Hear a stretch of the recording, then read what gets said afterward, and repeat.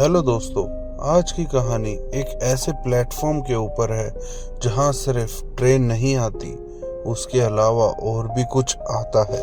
और कहते हैं जो भी इस प्लेटफॉर्म पर रात को अकेला रुकता है उसे सिर्फ प्लेटफॉर्म की खामोशी नहीं, कुछ और भी देखने को मिलता है। आइए साथ मिलकर देखते हैं क्या छुपा है इस ट्रेन के प्लेटफॉर्म में ऐसा।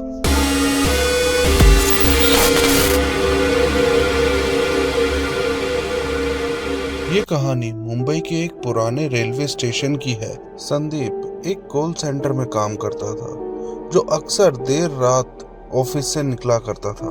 एक रात संदीप को ऑफिस से निकलते निकलते रात के 1:30 बज गए और वो भागा भागा प्लेटफॉर्म पर पहुंचता है। संदीप की ट्रेन प्लेटफॉर्म नंबर 3 पर आती थी। उस रात वो भागकर जैसे ही प्लेटफॉर्म पर पहुंचा, वो देखता है प्लेटफॉर्म एकदम खाली पड़ा था। वहां दूर दूर तक कोई भी नहीं था। उसे लगा कहीं उसकी ट्रेन छूट तो नहीं गई। संदीप इधर उधर देख ही रहा था कि उसकी नजर सामने वाले बेंच पर जाती है और वो देखता है वहां पर एक लड़की अकेले बैठी है जिसके बाल एकदम खुले और वो बस जमीन की तरफ घूरे जा रही थी। संदीप को काफी अजीब लगता है और वो सोचता है आधी रात को इस सुनसान स्टेशन पर ये लड़की अकेले क्या कर रही है। संदीप उस औरत के पास जाता है और पूछता है, मैडम आप ठीक हैं? क्या आपकी ट्रेन मिस हो गई है क्या?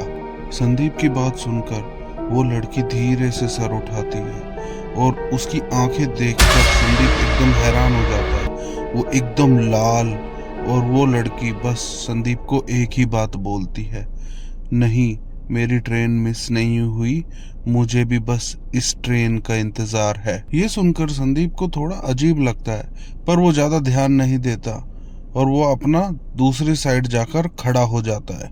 कुछ देर बाद ट्रेन आती है और संदीप ट्रेन में चढ़ जाता है, पर ट्रेन के अंदर जाते ही वो एकदम हैरान। वो देखता है वही लड़की ट्रेन में पहले से ही खिड़की के पास बैठी हुई है।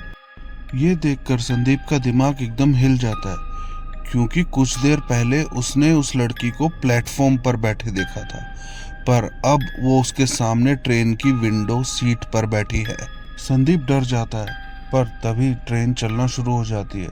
फिर संदीप सोचता है शायद उसको देखने में कोई गलती हुई होगी। ट्रेन चलने लगती है और संदीप एक दरवाजे के किनारे जाकर खड़ा हो जाता है, लेकिन जैसे ही ट्रेन टनल में पहुंचती है अचानक से ट्रेन के अंदर लाइट बंद चालू होना शुरू हो जाती है और वो देखता है एक रिफ्लेक्शन में वही लड़की संदीप के पीछे खड़ी थी। वो लड़की धीरे से संदीप के कानों के पास आकर बोलती है, ये ट्रेन मेरी है और तुम इस ट्रेन से निकल जाओ। संदीप डर के मारे चिल्लाने ही वाला था और वो पीछे पलटकर जैसे ही देखता है वहां पर ना ही कोई लड़की खड़ी थी ना ही ट्रेन में कोई लड़की थी। संदीप फिर भागकर उस सीट के पास जाता है जहां वो लड़की बैठी थी, पर जैसे ही संदीप वहां पहुंचता है वो देखता है वहां पर तो कोई लड़की बैठी ही नहीं है। संदीप काफी डर जाता है पर अचानक उसकी नजर ट्रेन के एक अंधेरे कोने पर जाती है जहां उसे वही लड़की खड़ी नजर आती है। फिर अचानक संदीप को रोने की आवाज आनी शुरू हो जाती है। वो इधर उधर देखता है पर उसे उस लड़की के अलावा और कोई नजर नहीं आ रहा था। पर जैसे जैसे वो उस लड़की के करीब जा रहा था उससे एक अजीब सी बदबू आनी शुरू हो जाती है, जैसे कोई मांस सड़ा हुआ पड़ा हो, जैसे कई सारे जानवर मर गए हों। फिर भी संदीप रुकता नहीं है और वो उस लड़की के पास जाता है, पर वो लड़की दीवार की तरफ मुंह कर दीवार पर जैसे कुछ लिख रही हो। फिर संदीप पीछे से उस लड़की को बोलता है, बहन जी आप काफी देर से रो रही हैं, आपको कोई तकलीफ है क्या? मैं आपकी कोई मदद कर सकता हूँ? बस यही गलती संदीप की लाइफ की सबसे बड़ी गलती थी। उसे नहीं पता था अब उसके साथ आगे क्या होने वाला है, क्योंकि जिस लड़की को वो इंसान समझकर उसकी मदद करना चाहता था असल में तो वो इंसान थी ही नहीं। जैसे ही संदीप उसे बोलता है और वो पीछे पलटती है, वो देखकर संदीप के पैरों तले जमीन निकल जाती है। उसकी लाल खून भरी आंखें और उसके मुंह से खून टपकता हुआ देखकर संदीप की तो आंखें ही फट जाती है और वो चिल्लाकर संदीप को बोलती है, मैंने तुम्हें बोला था ना ये ट्रेन मेरी है, इससे उतर जाओ।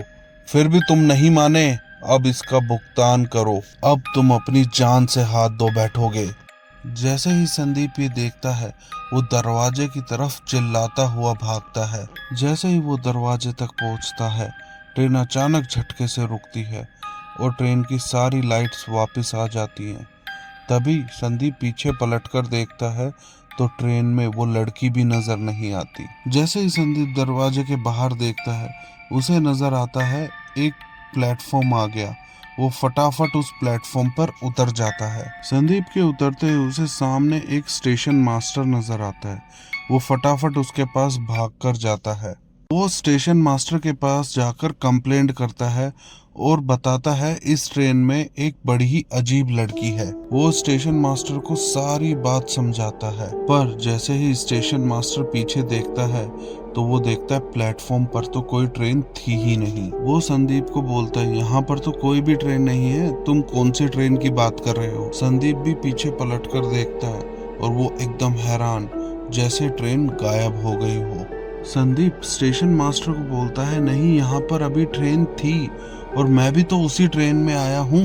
फिर संदीप उसे बताता है मुंबई के इस स्टेशन से मैं प्लेटफॉर्म नंबर 3 से इस ट्रेन में चढ़ा था और अब वो ट्रेन यहाँ आकर एकदम से गायब हो गई।